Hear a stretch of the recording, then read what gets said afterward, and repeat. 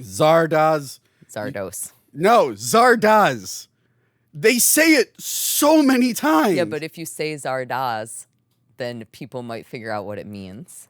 Okay, well, I want to tell you, have you ever seen the trailer for this movie? Yeah. No. They say it 500 times. The trailer is constantly going, I know. Zardoz. Zardoz. Zardoz. What's up, Internet? Welcome to Once Over. I'm Kaylee, and with me today I have Tony from Hack the Movies, and we're going to be giving the Once Over to Zardoz. There will be spoilers. Give it a good once-over. Giving us the once-over. Giving him the once-over. Give me a once-over. Down to give us the once-over. For a routine once-over. Once-over. Oh, just once over lightly. Zardoz? Zardoz. Zardoz. Zardoz. You said the first part right, I and then was you close. threw an S at the end. Zardoz.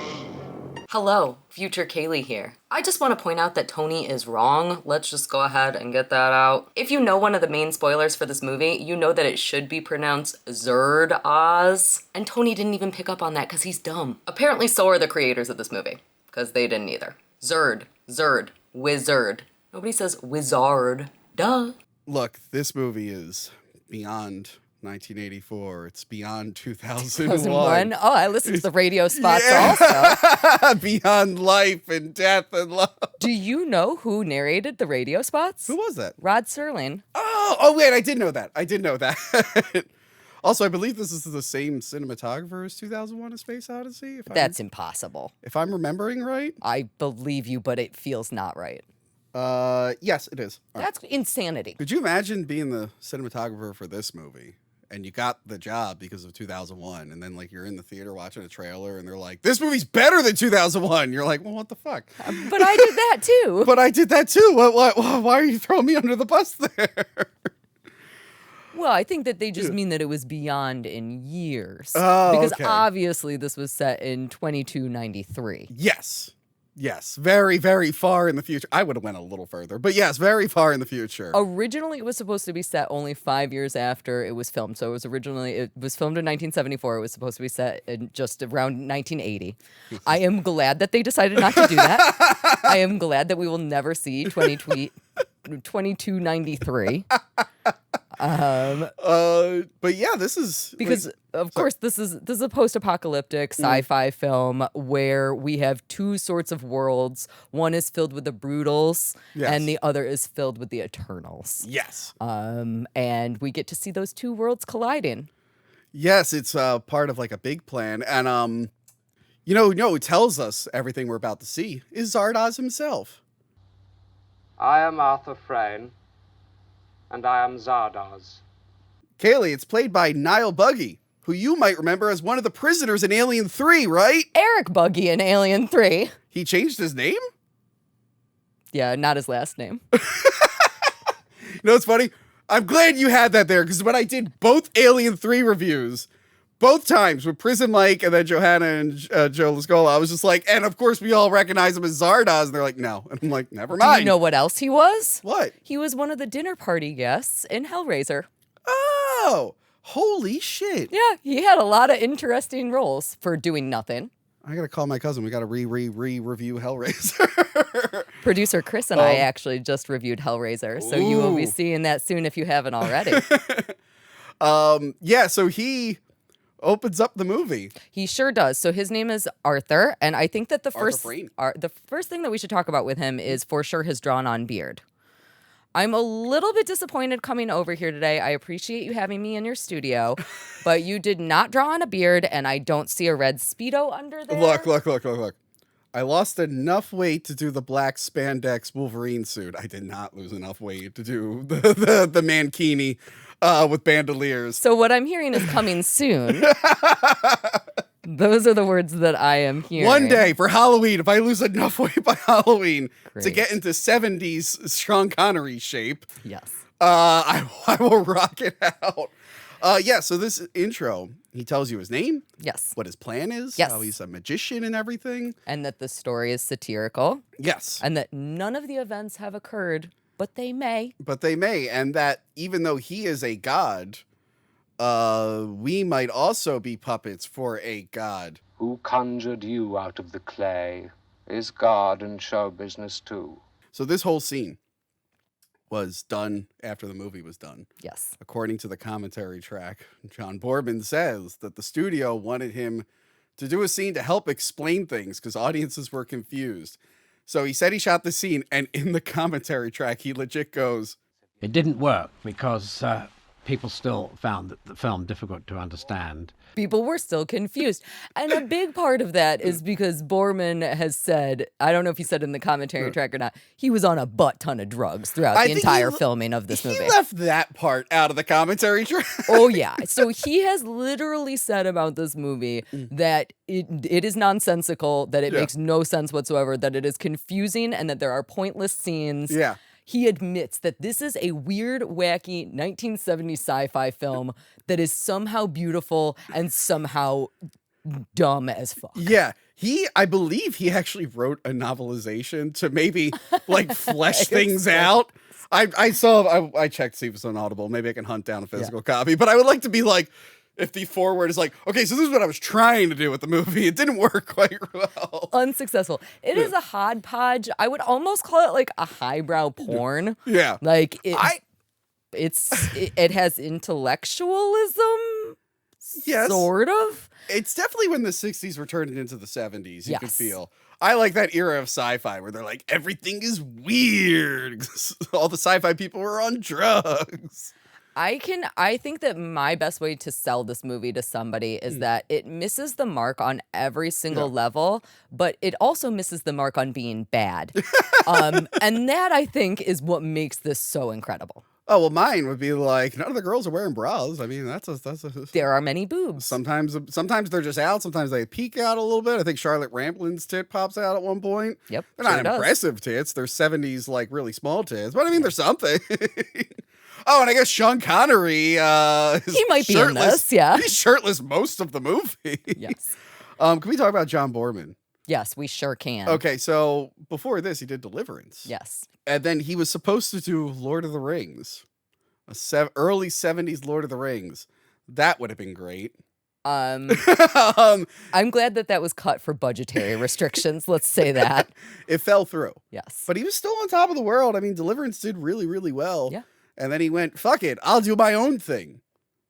Zardoz. But don't worry, his career bounced back after this. Exorcist 2, The Heretic. Yeah, so it's so wonderful. Hey, Excalibur's pretty good, though. Or at least I haven't watched it in many years. I remember Excalibur being good, if not interesting. So he still got to do a fantasy thing. So after we get introduced to Arthur, Mm-hmm. we then get introduced to Zardoz, Who is Arthur? who is Arthur. But Which he would is have been also a stone talking head that is Yes. worshipped by all the brutals who live in the Outlands. Who all wear masks of the stone brutal head. And if I had time to look up one of those masks, I would have at least done that. You won't do a red Speedo, but you'll do a mask? Come on. I don't know about all this. Halfway there. Yeah, so they worship Zardoz. He feeds them weapons because the gun is good. And penis is evil. Because the gun shoots death, but the penis shoots life. So it's like Zardoz is controlling the brutals to make sure the other humans don't go out of control breeding. Yes. Because we don't know what started this apocalypse. No, we have no idea. It's so far in the future, and Yeah. these events may have happened. They may have happened. It's hard to say what actually happened. But Yeah. again, the whole thing is confusing, and that's half the fun in it. It is confused. I skip it ahead a little bit. Even the other Eternals are confused because they're like, what the fuck is Arthur doing out there? Yeah. They're like, there's people out there? Okay, we don't give a shit. Why is he always out there? Yeah, They're right. like, I don't understand what his deal is. Why is he always at a floating head? Yeah. I do really love the floating head, especially when it vomits guns. Yeah. That is a really, really, Yeah. really beautiful early on moment in this movie. I feel like that's where it hooked me, and I was like, yes, this is a movie for me. I like how they had him a big crane, he said. And they Oh, were, yeah. moving it around. And then the inside, which is kind of like classic Hollywood, where the inside seems way bigger than the outside. Yes, it sure does. It's full of grain because so he also gets the brutals to give him grain to feed the Eternals, even though Yes, in exchange for the guns. in exchange for the guns, but they probably don't need grain because they just live forever. Yeah. And inside are other. Wait, why do they need food? Why not? Food is fun. Why not? I mean, Gun is good. Food is good. the gun is good. Food is good. Penis still evil. Penis is evil. Why are the guys getting the shit end of this stick? Hold on. I think vages are just as guilty. All right. What the fuck? They're less phallic, though. Oh, okay. I get. All right. I guess. All right. That makes sense then. There's no female brutals, I've noticed. Yes, I would. That is accurate. Man, that is a male utopia. Jesus. I want to hang out with the boys. You want to live in the Outlands? I want to live in the Outlands, not have to worry about what I'm wearing because I'm not trying to impress anyone. You would have to wear the mask and the Speedo and the bandoliers. That's cool, though. It's uniform. That's cool, though. No, a world without women, men would just be dressing way cooler. We have to dress, like, decent enough to impress you, broads. Without you girls, oh, man. Well, they did have women there. They just were yeah. essaying them and knocking them over while they're on horses and all of those sorts of things. Yeah. They were property. Look. They were being forced to do that by Zardoz. Yes. Although there is like a point later where it's like, wait a minute, he realized that was bullshit and he was still trying to do it to some two Eternals. I guess he learned no lessons. But I guess, you got all that conditioning and stuff. It's hard to break. It's hard to break. Completely impossible. So as we're moving on in the film, we get to see Zed, who is Sean Connery. We kind of learn that he's obviously a little bit different than the other Brutals. So he actually, while he is inside of the stone head, he shoots Zardoz. Yes. And he's like, you fool! I could have shown you. It's great. Pretty good death. Sean Connery, I don't know if this was before Diamonds Are Forever. But this was after. Okay, so he had left James Bond, came back, and then left again. So he had a really hard time after Diamonds Are Forever getting any other roles. So they were able to get him for only $200,000. Yeah, it was for a this steal. movie. Yeah. And he agreed to do pretty much everything for free. So he was driving himself around. He didn't have a lived driver. with John Borman. Yeah, he like crashed with him because he was like, I want to make this movie. He thought this was going to be like a comeback of sorts, or at least showing that he could do other things. It definitely took him out of his element, other than the gun. Yeah. I do like that they're like, all right, they're not James Bond. He's like, I want to get away from James Bond. Yeah. And they're like, okay, so the very beginning of the movie, you shoot the camera. And I'm bet he was like, are you fucking kidding me? I've done like 5 movies where I do that. That's my whole shtick. It's like my whole shtick. I'm trying to get away from that. Can I shoot the camera at the end of the movie? Which you got to talk about the end of the movie. I don't know if you know the backstory of the ending. I don't. That final shot and the chaos. Oh, I'll tell you. Oh, God, I can't wait. How Sean Connery didn't murder a guy. I'm so excited. Yeah. But he's Zed. And he sneaks in. We don't know why he's sneaking into the Zardoz head yet. He's keeping that secret, but he wants to know where it's going. And the music is great in this. It's perfect. Yeah, it's got like a real haunting score. And then they use some classical. The score does everything that I want it to. Yes. I think that the score, this is one of those movies where it doesn't, I'm not distracted by it, but it's adding to every single scene. Yes. Oh, that's amazing. And they got that, I forget the name of that composition that they play throughout. Yeah. And then he makes it to the vortex. He sure does. Yeah. So he flies in the stone head. To the vortex. We don't know how the stone head is flying or what it's made of, but which is great. It gets there. It gets there. So he starts investigating around there. He's doing things like playing with a little jack in the box. Yeah. He discovers this ring that has a grocery list. Yes. And it can project images of meat, which he tries to swipe. I did like that. The hologram effect. There's a lot of low budget effects trying to do big things in this. The amount of money that they spent on projection, relatively inexpensive. I bet that was half the budget. Yeah. It's projection everywhere in this movie. It's probably projected onto glass that's right in front of him. Yes. That's like a whole thing. So much. And we get a lot of really beautiful shots with flowers that are decorative. Did you notice? Yes. He touches a flower and it's like, eat.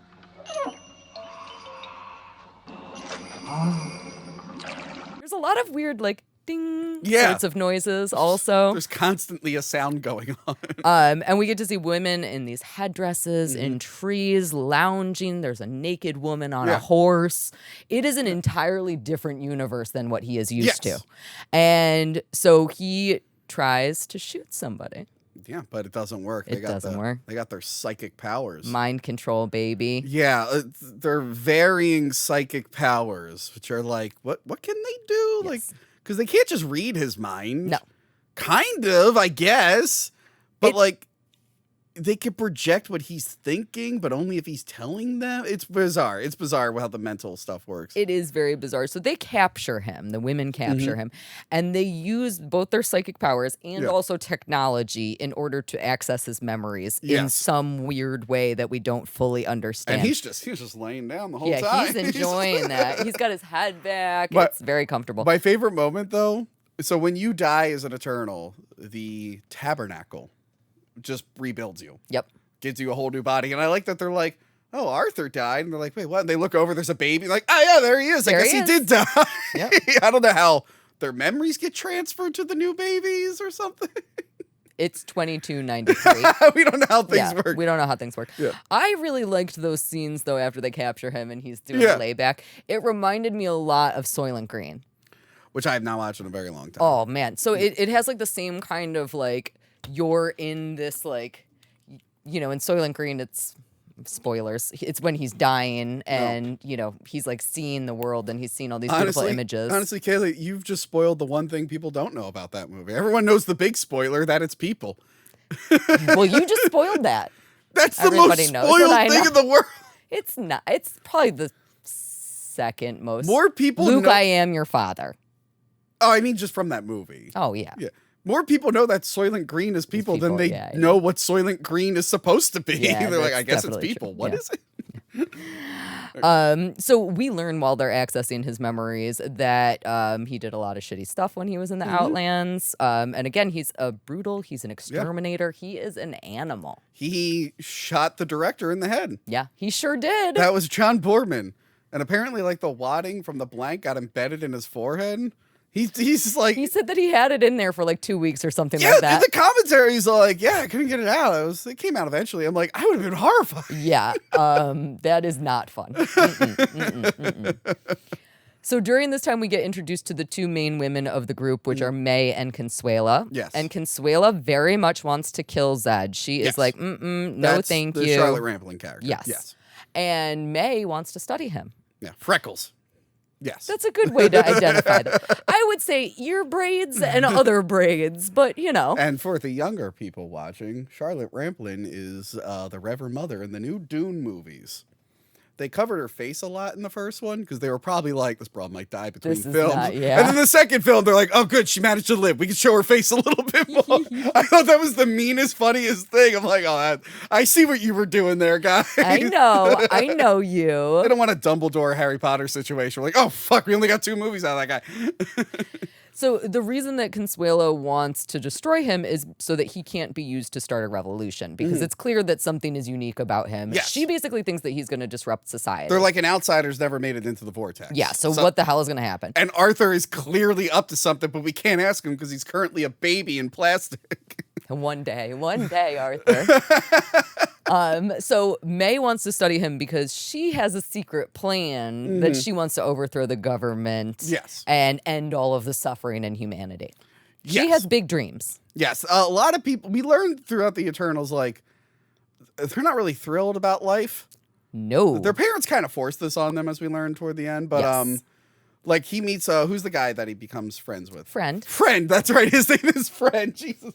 Friend. But at one point, when he's learning a little bit about the stuff, he's like, why don't you kill yourself? He's like, I do from time to time. Yeah. But the Tabernacle just brings me back. Me right back into the exact same form that I'm already in, dang it. Unless you break a law, because then you get Aged. And then if you're really bad, I mean, well, I'm sure we'll get to it. There's 2 types of there's one type of punishment. There's little sections inside the Eternals. Oh, that is so confusing. There are way too many groups of people. Do you want me to explain the groups? Yeah, please. Okay. So you have just the Eternals. Yes. How they're meant to be, young forever, eating grain, not really doing anything to forward humanity. I mean, they mentioned what their purpose was and that they gave up on it, but I want to know more about that, but we'll get to that when we get later in the film. So there's the regular Eternals. Then apathetics. Then there's the apathetics who are like, I've experienced everything. They're bored. And I'm bored. They're like, life holds nothing. They're catatonic. But I can't die, so they've just given up, and there's like, I don't care. And then there's renegades, which is like if you break enough of their laws, they're like, all right, you still get to live forever, but now you're like old and senile. And a lot of them are the parents. That reminded me of, actually, have you seen the amusement park? Have you seen George Romero's amusement park? It felt very similar to that. So yeah, we have the renegades, the apathetics, and then just the regular Eternals. I feel like there's one more group. I mean, there's infighting between the Eternals, but there's still only like 3 camps. Anyway. Yeah. It's a lot. Yeah. Like, we could probably do without one of those. No, you need all 3. You need all 3. And then there's the Tabernacle. Yes. That's the other thing, which is the computer program force the thing. AI. AI that controls everything. And how you get to the Tabernacle, you got to go through that glass structure. And that was probably the best effect, Kaylee, where Sean Connery's like, oh no, I'm full. They put that in the fucking trailer. That's not in the trailer. That is in the trailer. I'm like, I wanted to put that effect in the trailer. Trick people into seeing the movie before you show that. That is such an iconic moment of him. He his arms almost wavy a little bit. Oh my God, it's so good. I love that. We also get another moment, so if we're going chronologically through the film to skip back to that, the next thing that happens in the movie that I think is super cool, which also involves weird, wacky, waving arms. Yes, they go to second level. We get to see our first vote. Yes. So the society does vote. The Eternals vote. And this is how they make decisions about things like punishment. Or in this case, we are voting on if Zed gets to live or die. Yes. And what they end up deciding is that May has 3 weeks to study him. Okay. And then I guess they'll just kill him. Yeah. Yes. Terminate. He will be exterminated. And he can't escape. I do really like when we get to actually hear Zed finding out about the punishment system in the society. So he is getting friend is explaining how they punish people with aging. Yeah. And while he's explaining it, Sean Connery is being the horse in a horse-drawn carriage. He's got like a rickshaw. He's doing a rickshaw. Love that. John Borman talked about how Sean Connery did not like that. I believe that he because the first time they shot it, it was him going uphill. Sean Connery was like, "What the fuck? No, thank you." So they were like, eventually we had him go downhill, which was still hard, but a lot easier. It's like, yeah, buddy, like, and we saw how it was framed. Like, you didn't have like people behind him pushing. No. Yeah, so he's like the whole time, and that's when he meets the apathetics. He's like, "Oh, I'm just gonna have sex with one." He's like, it's not fun when they're just. Yeah, when they're catatonic. Yeah. I do like, though, that so he grabs one of the apathetics' boobs. Yeah. And then friend is like, help yourself. they don't care. And he's like, okay. But he decides against it, and instead he trashes the room for some reason. Yeah. Well, whatever. To show off his muscle, I guess. all this stuff right here, yeah. 70s action stars versus 80s action stars. It's a very big difference. They're like, Arnold really changed the game. Arnold and Lou Ferrigno really changed things for people, because before it was like, I'm just a guy. A normal guy. I'm not fat. And I'm like, that's the most in shape person in the world. And then you have like Arnold, Lou Ferrigno, and all that. I'm like, oh, never mind. Sean Connery looks like a pussy compared to those guys. Sean Connery falls like this. Arnold's like, ah!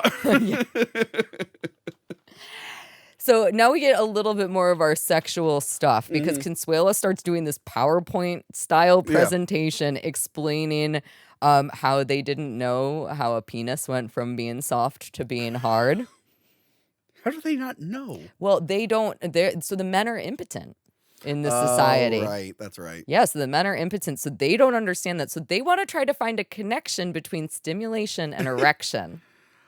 Okay. So what then happens is that they show Zed a whole bunch of images. So they show him first boobs, and then they show him mud wrestling. Nothing happens downstairs during any of those things. He's like, no, I'm not interested in that. But what does do it for him is Consuela. Ooh. It's not just boobs. It's who they belong to that matters. It's Consuela's boobs. Those are the important ones. So while they are holding on to him also, since he is effectively captured, he is kept in this like zoo-like cage. He is very much treated like an animal. He's having to do like menial tasks around their society. They put him, like, on display and shit as they're like talking about him. Yeah, they're just they just think he's amusing, most of them. Yes, yeah. Most of them seem to be amused by him, and May is continuing to run tests on him. She discovers that he's some sort of mutant, and the society is starting to get more and more concerned about the fact that he might be a threat. Yeah. So they take yet another vote, and we get more wavy arms. And then they decide that that he's going to be terminated in 7 days. Yes. So now she only has 7 days. They also banish Friend to the second level. Want to go to second level? I love his reaction. So there are 4 levels? Yeah. Am I understanding? I guess. All I know is that there's a second level and he didn't want to go there. What's the third level? It's a good question. I don't understand what. John Borman's still alive. You want me to call him? Yes, please. Hey, John. What the fuck is second level? What's the third level? How many levels are there? How do they get reborn with their memories? I don't understand. All that we really know about second level is that effectively it's him getting cast out as a renegade. Yes. And this ramps things up for Zed. Zed is like, holy crap, I gotta go. Yeah. I'm gonna try to escape. But yeah, this is where we see him. He's communicating with the other exterminators. We see him go up. He's doing his thing, but then so they had a cool effect. But the problem is they did something bad before showing the cool effect. So the cool effect is when he goes to leave and there's a force field. And it's clearly just glass. That was cool. The problem is right before that, they show Sean Connery going, and I'm like, no. I show the glass first and then we trigger. So, because right now it just looks like he's waving his arms. I was so sad. And, that's an effect that obviously has been used in a lot of movies. I think probably the best for me anyway, is Cabin in the Woods. Yeah. I like that's a good force field scene.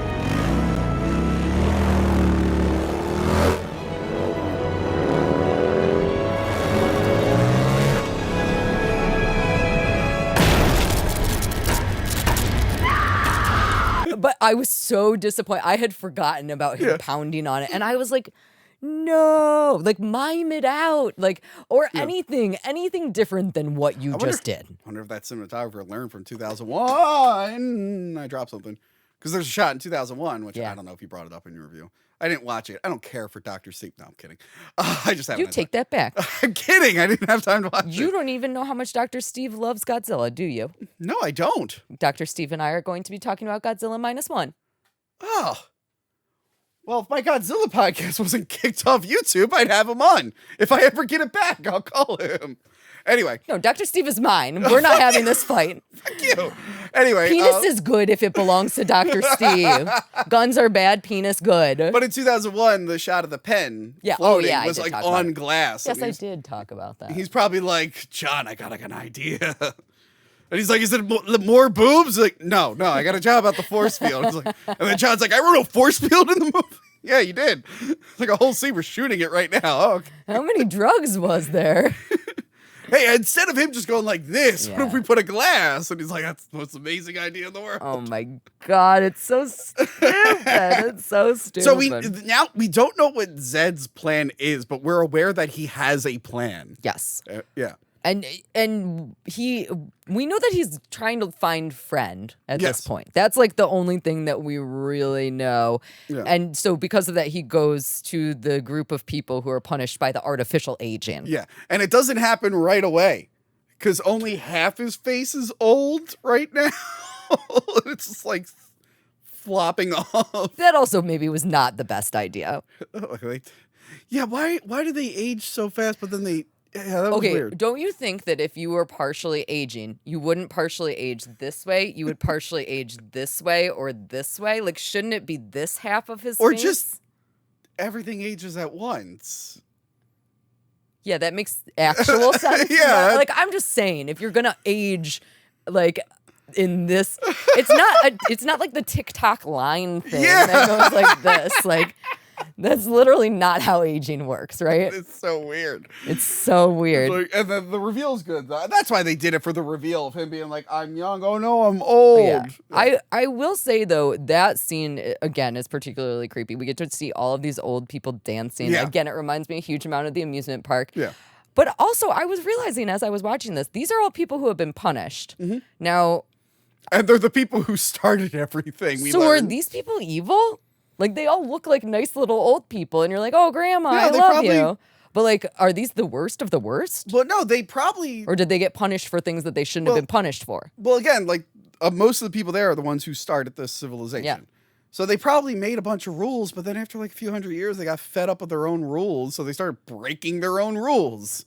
Because they were like, shit, I wish we didn't come up with so many fucking rules. They're so stupid. They could have just changed the rules. They seemed to make sense for the first 100 years, but afterwards, I'm like, I don't like this anymore. But we built this fucking AI that's gone rogue and, like, it controls us, and now we're old people just dancing, I guess. And they're all quite jealous of Zed because he has the gift of death. Yes. They are basically jealous of him, so they attack him. Yes. Friend wants death more than anything in the world. Yeah, most of them do, we learn. Because, again, they're bored, and they would rather have death than become one of the apathetics. Yeah.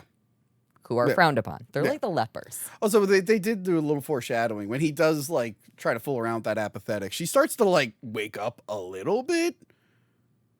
She I remember her being... No, but then I think when he starts throwing things, she starts, like, paying attention to him more. Because then, like, it leads to something we see in a little bit. You're right. Yeah. You're totally right.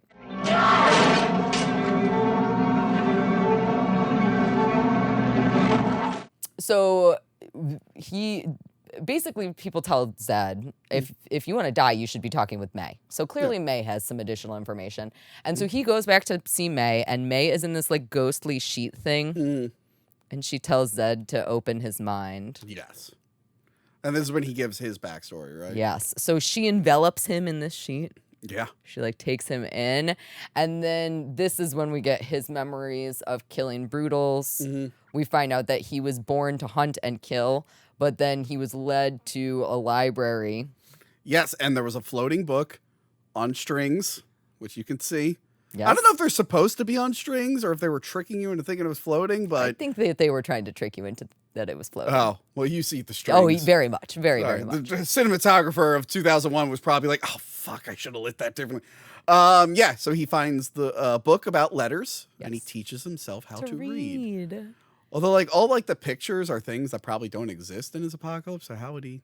Oh, that's a very good point. Yeah. That picture book is useless. Yeah.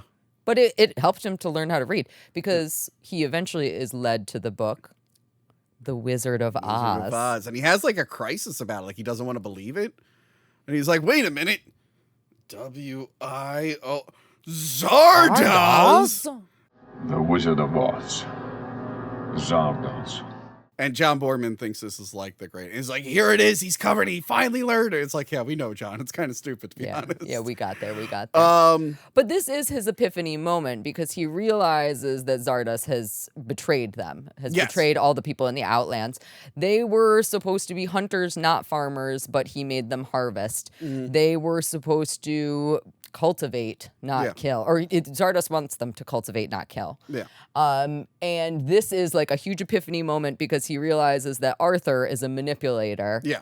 And the idea of Oz being a controller, this is a way to control the Outlands. Yes. Why does he want to control the Outlands?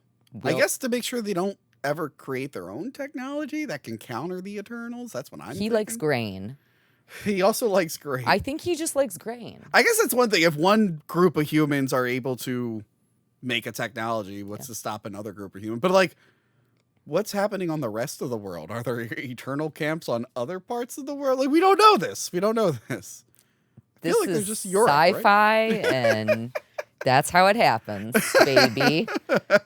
2293. This is the way of the world. So, yeah, apparently this is like a plan that's just been enacted by Arthur Fray. Yeah. He wants Zed to, like, learn this mystery and stuff. He's been planning it this whole time.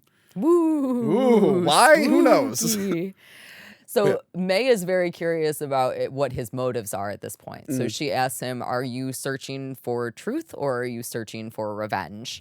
And Zed finally admits that he wants revenge against Arthur for this manipulation. Yeah. And that's why he shot him. Yeah. So at least we get an explanation about that, even though we get an explanation about literally nothing else in this movie. Yeah. Very helpful. There's something there. Yeah. It makes sense to me.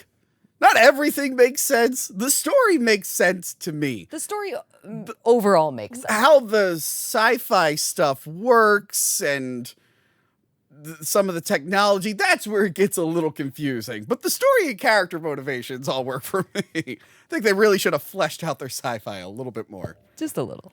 So at this point, Zed is still under the sheet with May. And Consuela catches them.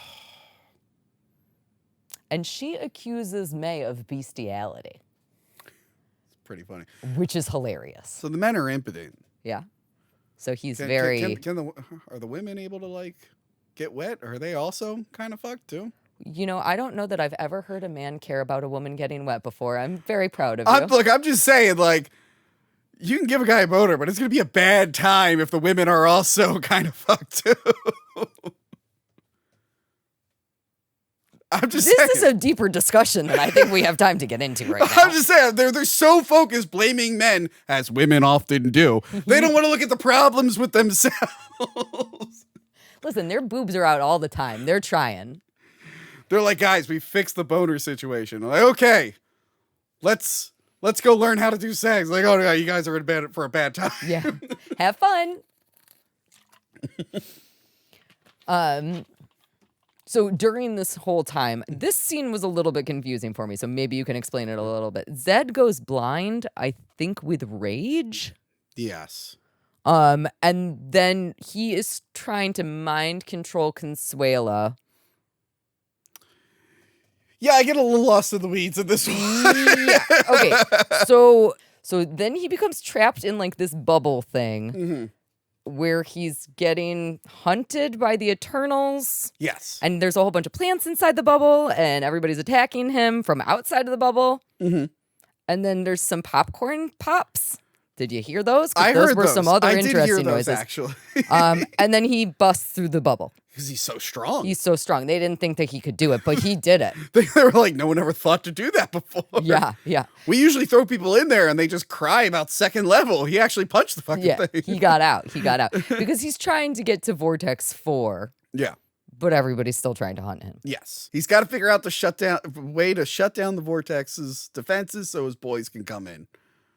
That's his plan. Is this around the time where he's wearing the wedding dress as a Not disguise? Yet. Okay. But there is a fun behind the scenes picture of Sean Connery not looking thrilled to be he in was that not dress. happy about that dress is what I've heard. But hey, if you want to get away from James Bond, that's the way to do it. Wear a wedding dress. What's less James Bond than that? Literally nothing. So then again, this is another weird, like, what the heck is happening with the sci-fi stuff? They're like licking their fingers and gaining enlightenment from that, and then they're like kissing to pass upon the enlightenment. This is the apathetics, right? Yeah.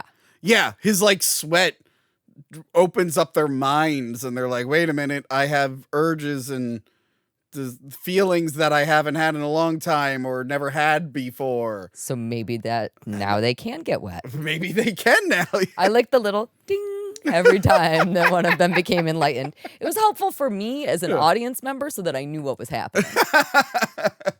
More movies should have that. Yeah, it's true. Ding. And plants should make little giggles in every movie. Yes, popcorn pops. Yeah. Everything's going to be great. But then, he was, essaying people, and now they're trying to do it to him. Yeah. Really came back to it. So at some point here, Zed eats the plant that he is given for his enlightenment. Okay. I don't remember exactly the point of the plant that he's given, but there was some reason for it. I'm sure there was a reason. There was a reason. And then, so he asks all the old aging people to take him to Friend, because again, he keeps thinking that Friend is going to be the key to this. And that is when we get to see him dressed up as a beautiful, beautiful bride. Yes. Would you marry him? Probably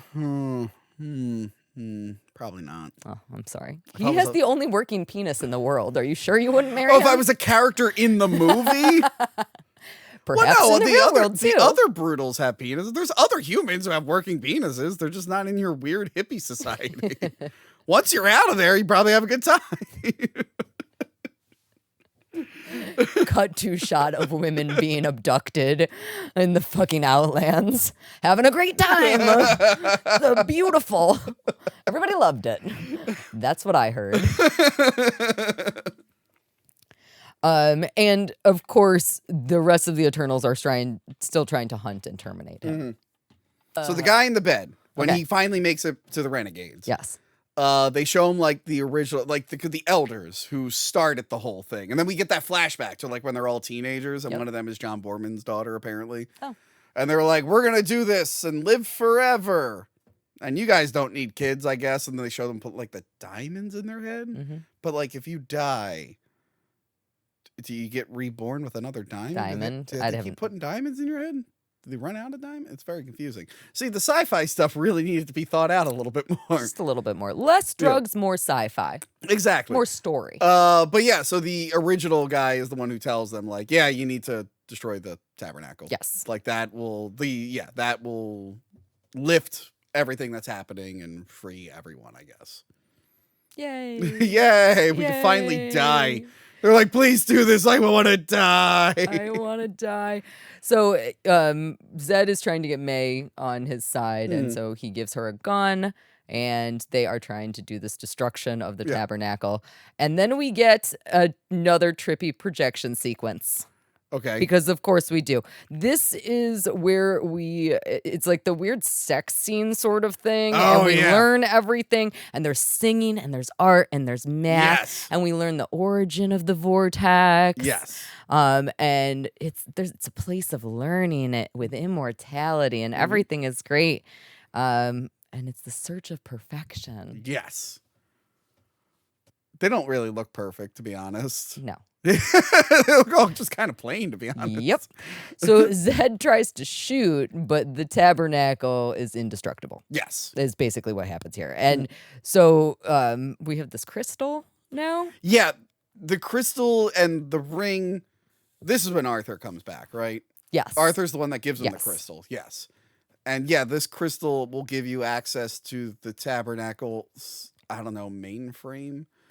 And then things get all trippy. And I think at this part, Friend drops like a big bomb where he's like asking about the technology. He's like, oh yeah, all this was meant for space travel.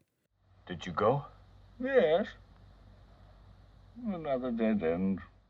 You got bored of space after only like 300 years? I'm like, how fast could you travel in space? Like, I could see if it's Were they in the Zardoz head traveling in space? I assume they were in the Zardoz.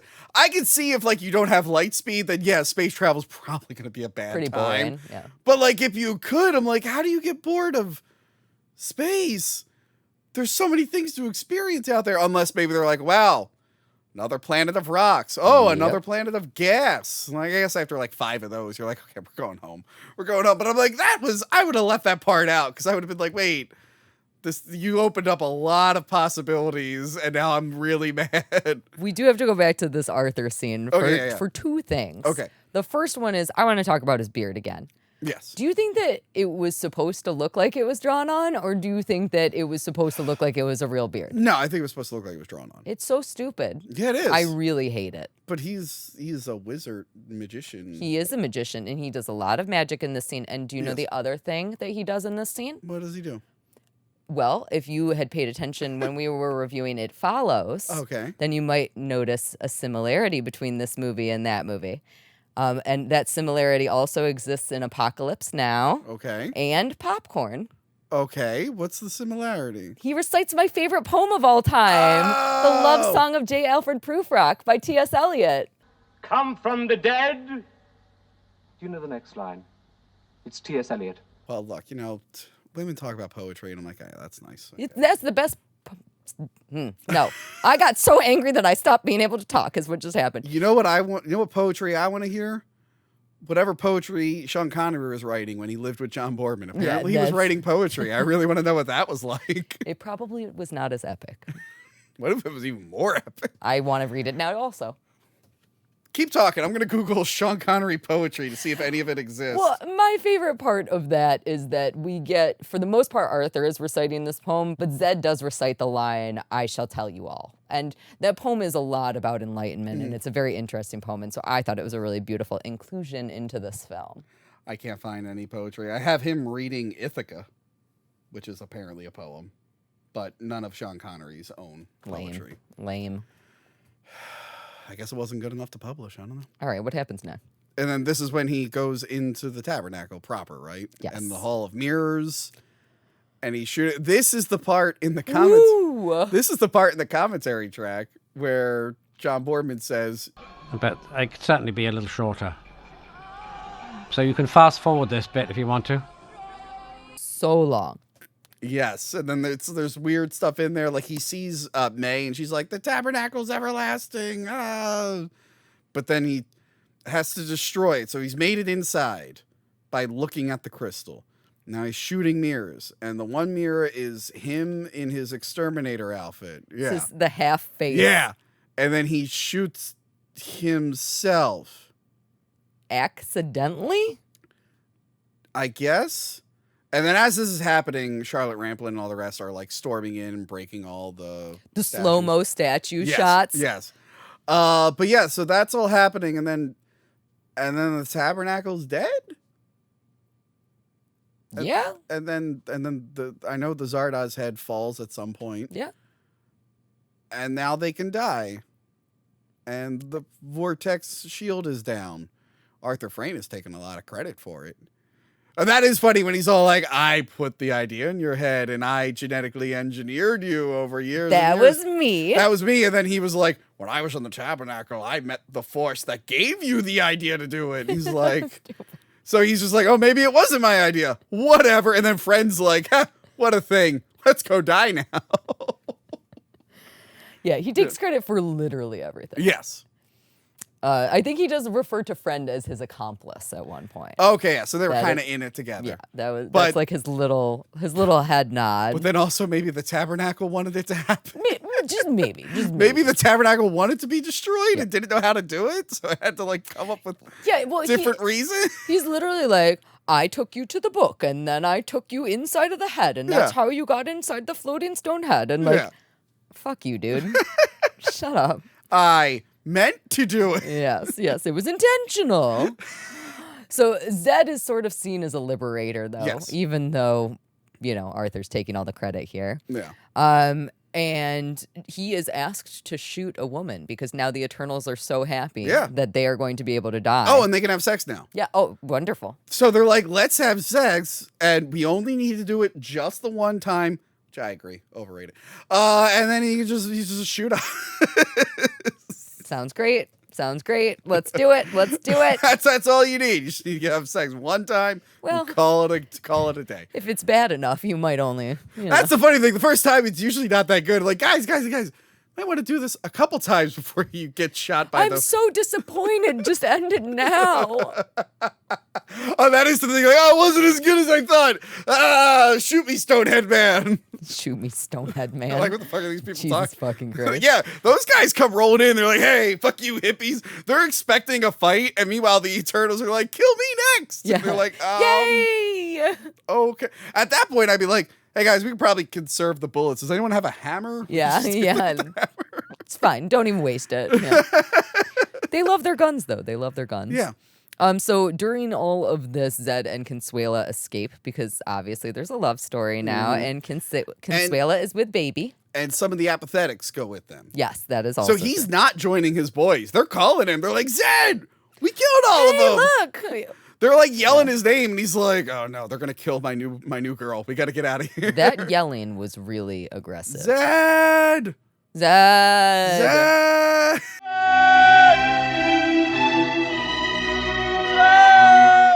For a very long time. I was watching this in the car with producer Chris from WATP, and he was literally like, can you turn it down right now when that yelling was happening? I was like, it's almost over, and then there were 4 more Zeds. Yeah, but then they're all suddenly wearing like green, and they go out in the woods like they're the fucking elves leaving Middle Earth. They just leave. He wanted to do Star Wars.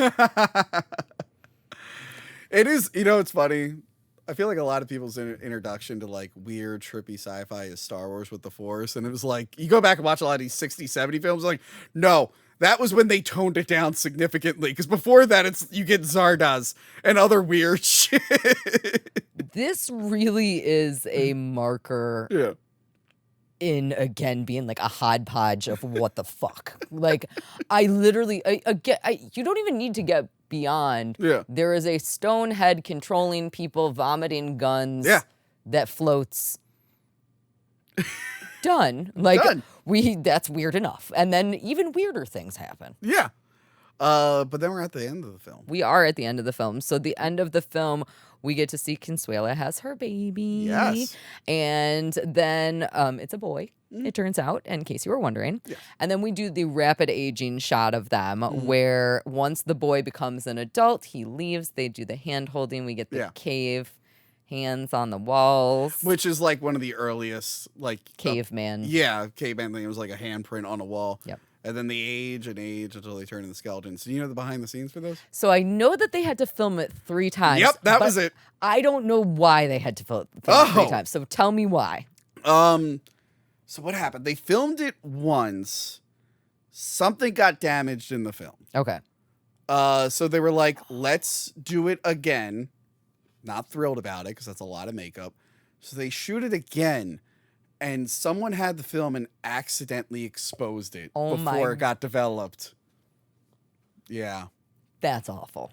Yeah. So then they told Connery, like, we have to do it a third time. Hey, buddy. And you know how you've been staying at my house and eating my wife's cooking? She'll make that chili you like if you just come over and film the scene one more time. I think John Borman tells the story that he met the guy who did it years later in like Hollywood. And apparently the guy was like, I had to leave the country after that. I was too embarrassed. Oh my He's God. like, that was the worst thing I could have possibly done. Oh, I fled the country and I came to Hollywood and did stuff here. So no one would know who I was. Oh my God, no. But I like the idea that I get what it's visually represented, but it's like, oh, do they just sit there all day like this? Yeah. That they just died sitting up into skeleton? I liked the aging shots.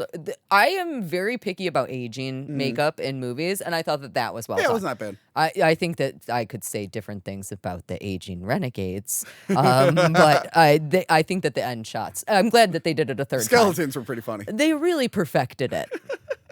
The skeletons are funny, and then they're just ash at the end. Yes. Yeah, then the movie ends with whatever that music is. Yep. What a great film.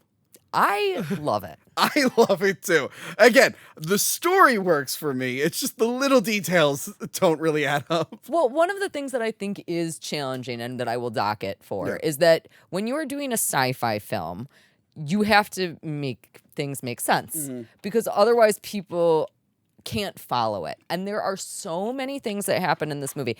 It's too ambitious. Yes. It's trying to be too many things. It's trying to do too many things. I need it to just pull itself back by about 15%. And then this movie would not have been a failure at all. It would have been a total success. It wouldn't have been a flop. People wouldn't have been waiting at the movie theaters in 1974. The wardrobe probably would have been made fun of still. It's 2293. Well, that's just how they dress then. If it did work, I bet you the Sean Connery leather boots mankini would be just as popular as Princess Leia's buns. It'd be the same thing. He could have even had some buns. He had the nice long hair. You know, Disney would have bought Combine the the rights. movies. Disney would have bought the rights to it. They would have remade it. It would have been a girl Sean Connery. They're like, we found the old stone head, and now we're new. They would have ruined it. It would have been great. It would have been great. God. We really missed out on the Zardoz franchise. Do you know what I just realized that would be really cool? If you made a bed that was the Zardoz head. If I was rich, I would do so much dumb shit like that. Don't you want to sleep in his mouth? That would be pretty awesome. I never thought about it until now. And you want to do it. Kaylee, I sleep with a giant picture of Bruce Willis's head as my headboard. I sleep in a racing car. Do you? I sleep in a big bed with my wife. No, but the joke is mine is real. Oh, Yeah. I literally sleep with a Bruce Willis headboard. Do you know what my dream is? What? Everybody always says that I'm out of my mind. I love the aerial shots of the Jonestown Massacre. I think that they're really stunningly beautiful, and I feel a lot of emotions. This is YouTube. The Blanktown Massacre, because I feel like you're about to say something terrible. So what? This fictional massacre that we're pretending happened. We blanked out the name. What about it, Kaylee? I've always wanted to have those aerial shots as an entire wall mounted, beautiful, beautiful blown up picture above my bed. Instead, I have a poem hanging above my bed. Would you like to hear me recite it? Is it Sean Connery's poem?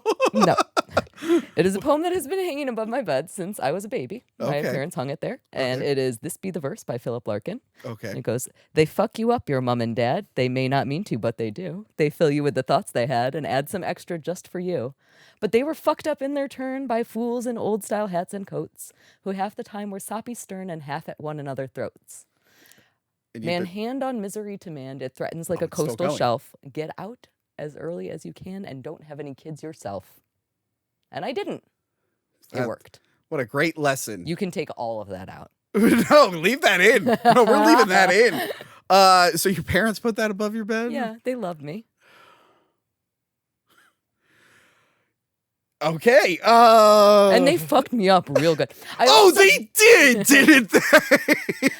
I also recited that poem at my father's second wedding. I was like, hey, new mommy, you want to fuck me up? If any of you assholes make fun of my giant Bruce Willis headboard ever again, I want you to remember what just was told here. Yeah, but I'm a lady. I'm allowed to do dumb shit. My Bruce Willis headboard's cool. It's from Die Hard 4. It's where the Capitol building's on fire, and it's him looking back at it. It's What's awesome. the story of you getting that? My friend worked at a movie theater, and when I saw the movie, I saw the big cardboard thing they had, and I went, hey, can you reserve just the top for me? Because the whole thing won't fit in my house. And he went, yeah. And then it sat in the garage. Mm-hmm. And then when we moved into a house, my mom was like, I gotta get you a headboard for your bed. And I went, oh, no. No, you don't. No. I got just the thing. And I've had it since 2007. Have you ever, is it like, have you like plaqued it so that it like stays nice I did and have to make a preserved? wooden frame for it because it Yeah. was starting to collapse at Yeah. some point. It does have a hole at the bottom from when I it fell behind my bed. And then I moved the bed and it went into it. It was like a whole thing. Yeah. It's my favorite thing is when a lady comes over. Happens infrequently these days. But for a while when a lady would come over, I would just not tell them until they walked in and they went, I'm sorry, what? And I'm just like, oh yeah, it's Bruce Willis. I also never tell guys about my dick tattoos for the same reason. I really like the surprise. Although, the girlfriend I lived with when we got our apartment, she was just like, oh, we're bringing that. I'm like, okay. Thank you. Thank you. I was afraid to bring it up, but all right. Yeah, I've never been with a guy who was like, yes, Jonestown Massacre above the bed. Sounds fucking great. It's a little too much. No, yeah, they didn't like that, it turns out. Anyways, we've gotten very off track here. What are you talking about? This is the theme of the film. It is. I have a actually, problem. I have a problem with the message of the film. Tell me. I feel like living forever would be awesome, especially if you have space travel. There would be so many new things you can experience. I think you would be apathetic pretty darn soon. No, life could always get worse. Let's see how bad it can get. Then you can start it's true over. That they do have everything that they need, plus food, which they don't need. That's the problem. They're always just in the same place. Like, why don't you vacation and go to another part of the world? Go to the moon. Well, maybe there aren't other parts of the world. We don't know. Obviously, there's other parts of the world. There's people out there. They're doing shit. They're not having a good time, but they're doing shit. Arthur found something to do with his time. He's like, I'm leaving the vortex. Get at my stone head. What's up out here? That's how he drives it? Yeah. Do you imagine there's a steering wheel with it? They're allowed to leave the vortex. They're allowed. Why don't they do that more often? Why was Arthur the only one that's like, I'm going to go fuck around with the people out there? Because he was a magician. Yeah.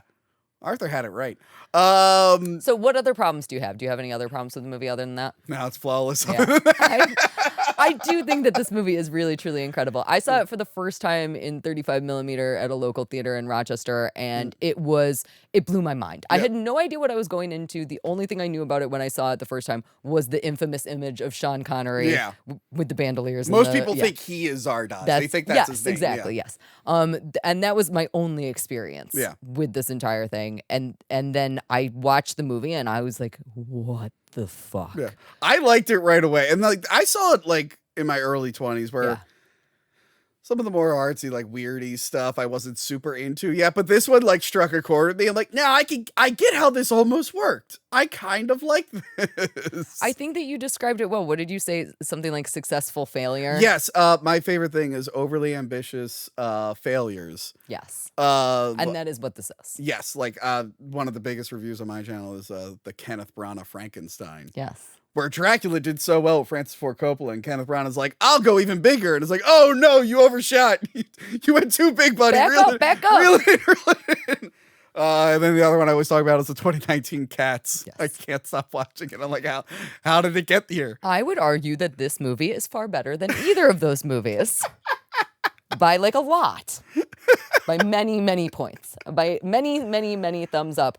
Which brings me to, on my channel, as you know, I like to rate things out of 7 thumbs up. So how many thumbs up would you give Zardoz? I mean, if a few more rewrites, a little bit more budget for the effects, it would have been a 10. I'm giving it a 9. 7 is how many thumbs you get. Sorry, 7 thumbs up.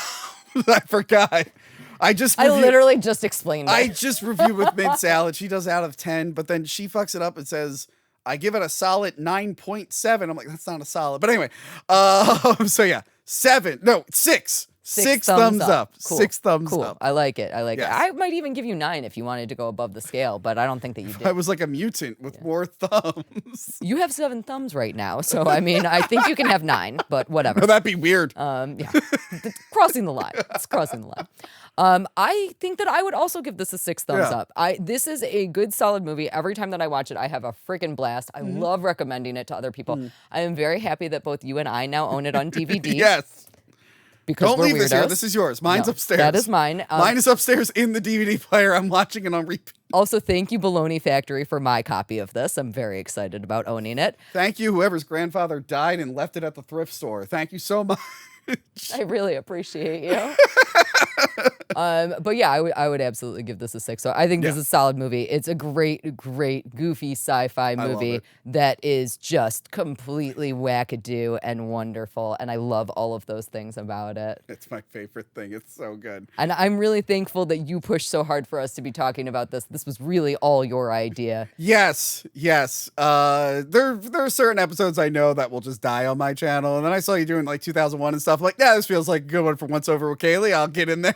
This feels appropriate. So I want to say thank you to you both for coming and hanging out with me and for suggesting that we do this. 100%. And of course, I want to say thank you to you all for watching. Thank you so very much. And I can't wait for the next one. I didn't give you plugs. Let's do that. Hack the movies. No, leave it at hack the movies. Sorry. Thinking of yourself. Hackthemovies.com, YouTube, Hack the Movies, patreon.com/hackthemovies. Subscribe to Hack the Movies clips and streams. That's where I, when we do those live episodes, I usually clip each individual review and I upload it separately there. And I do a lot of live streaming there and Twitch. I'm pretty much Hack the Movies. And Cameo. I have gotten a cameo from you. Yes, for pieces. Yes. Yes, on Cameo, but there it's just my name, Tony Peluso, not Hack the Movie. So yes, I will do a cameo if you're proposing to your girlfriend or you're breaking up with your girlfriend. I'm the guy to do that. I'm the guy. You want to hit me up for that. Everybody make Tony say guns are good, you want to pay is me evil. To say guns are good, the penis is evil, but in funny accents, I'll do it. Someone made me do a whole wrestling promo, but in David Lynch's accent. But I could only do David Lynch's Gordon Cole from Twin Peaks. So it was a very obnoxious wrestling promo. So yeah, hit me up for that. I'm there. I'm everywhere. Wonderful. Thank you again so much. Bye.